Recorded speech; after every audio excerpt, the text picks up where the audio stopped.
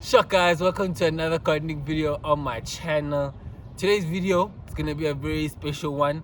We're going to go through different ways to protect your garden against pests, and if they're already in your garden, how to get rid of them in the garden, right? So I hope you enjoy. Actually then we're actually also going to go through the common pests that show up in a South African garden and how to get rid of them as well.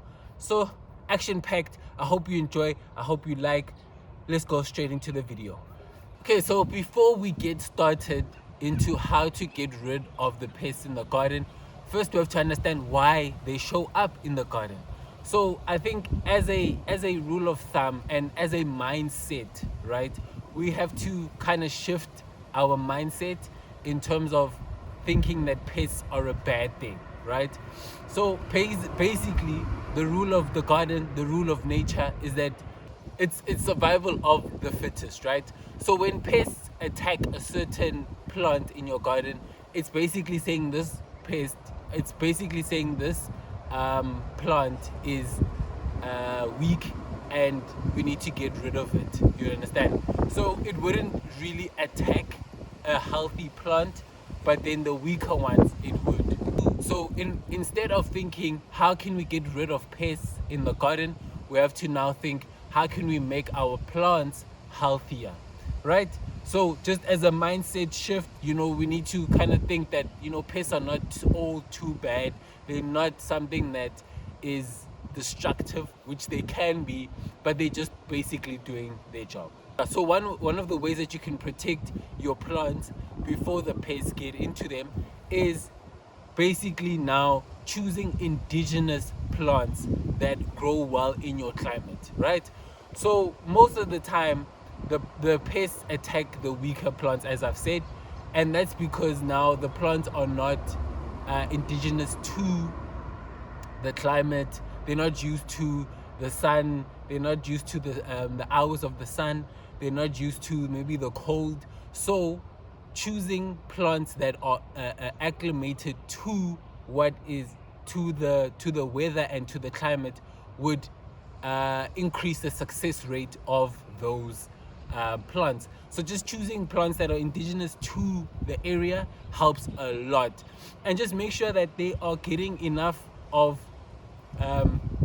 what they need, right? Making sure that they have enough sun, making sure that they have enough water. Then also checking up on your plants, making sure that you are regularly checking on the plants to make sure that there aren't any pests, and if there are pests, then you can act on them quickly and as soon as possible. Guys, this wind I'm so sorry. I hope it's not distracting I hope it's not it's not causing damage to the sound, but basically the wind is it's winding. Yeah. So yeah, just check up on your plants. I remember with this one there was some with the broccoli there was aphids, and I had to obviously check on them regularly, and I was checking on them regularly, and I came in one day and there were aphids, and if I hadn't come in it probably would have gotten worse, but at least I was able to act relatively quickly. So yeah, just check up on them, check regularly, make sure that they are okay. Yeah. So another way to protect your garden against pests is companion planting. So you can see I'm in and amongst the grapes. There's lettuce over here, there's peas. So basically with companion planting is that you're creating an ecosystem where plants benefit from other plants. They help each other thrive, and that also in turn keeps away the pests. Okay, so another one is having flowers, having flowers that attract insects, because ladybugs, let's say for example you have nasturtium, right? Ladybugs love nasturtium, or marigold as well. They love those flowers. So ladybugs feed off of aphids. So aphids, you know, they hang around the brassicas. Basically, so having let's say nasturtium or marigolds close by the brassicas would really help, because then you'll know that the ladybugs would come in and then take away the aphids, for example. Okay, so yeah, flowers, you know, have them. Just basically create an ecosystem where every plant gets benefits from other plants, right? Then also creating barriers. If you, for example, maybe you have snails, just creating barriers where the snails don't thrive, you know. So yeah, you can create barriers by eggshells. You can create barriers with wood ash as well. I know in this patch, the one on the side, we have just wood ash just incorporated in there, and that also basically what is it? It adds potassium to the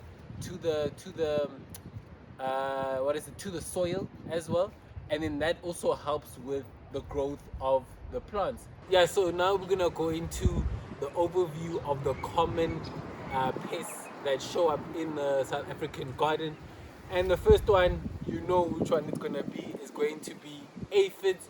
So aphids love brassicas, they love cauliflower, they love broccoli, they love being with a cabbage as well. So basically what aphids are these small white insects that basically suck on the plant tissue, and that basically saps the energy out of the plant.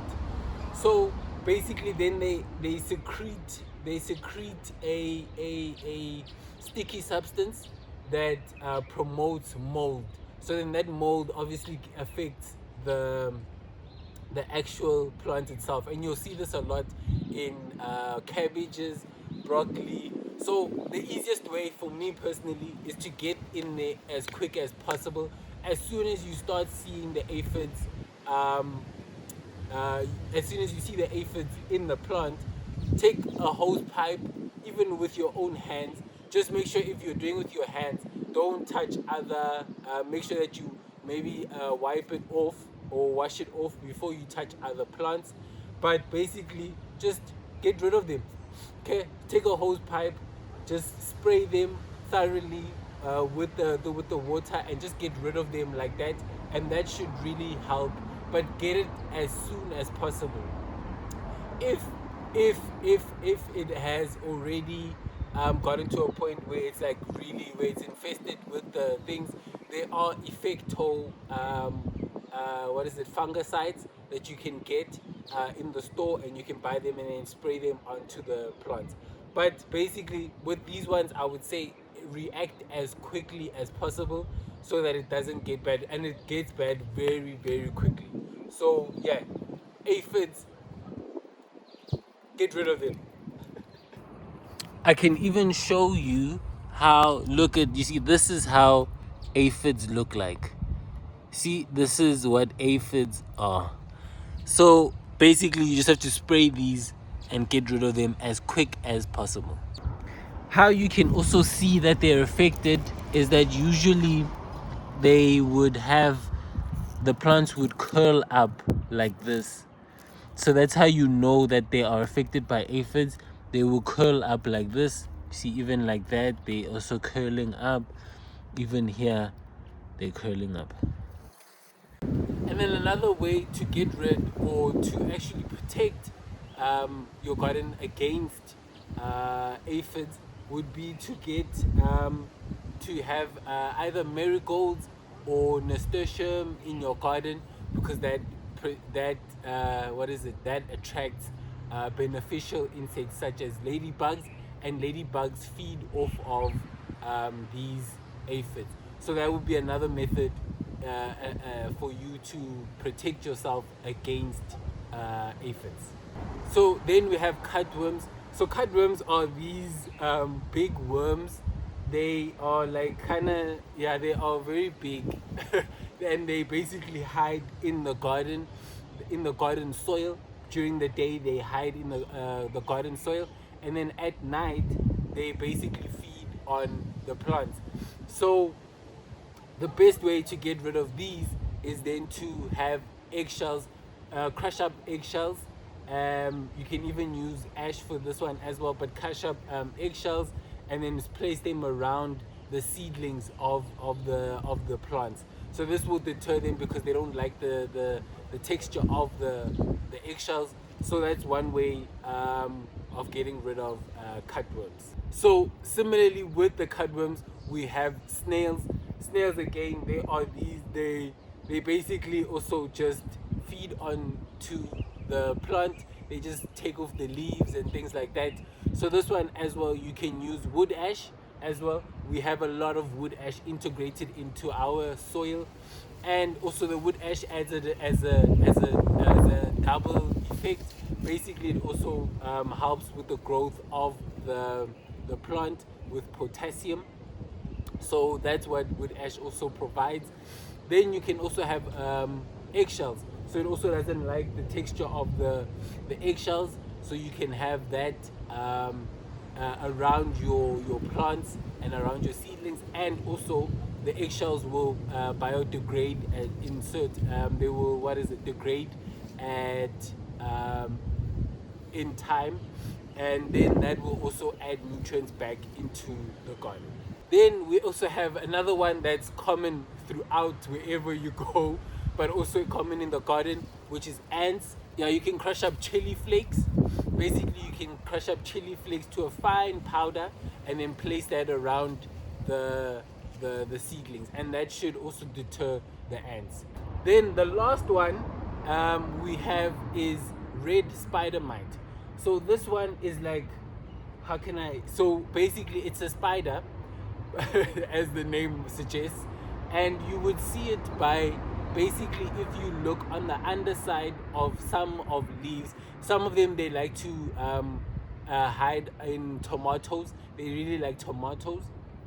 So if you can just look on the underside of the leaves of the tomato plant, there's always these webs, right? There's the spider webs, and that's how you know that it's been infected by the red spider mites. So these ones basically they hinder the plant, and they make the leaves turn either yellow, brown, and then those leaves are basically dead. They causes them to die.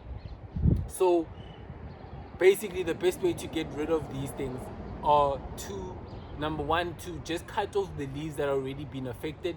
Cut them off, and then you can use that as a mulch and whatnot, but cut them off, leave them on the ground. And then the ones that are not as affected, just look on the underside of the plants and then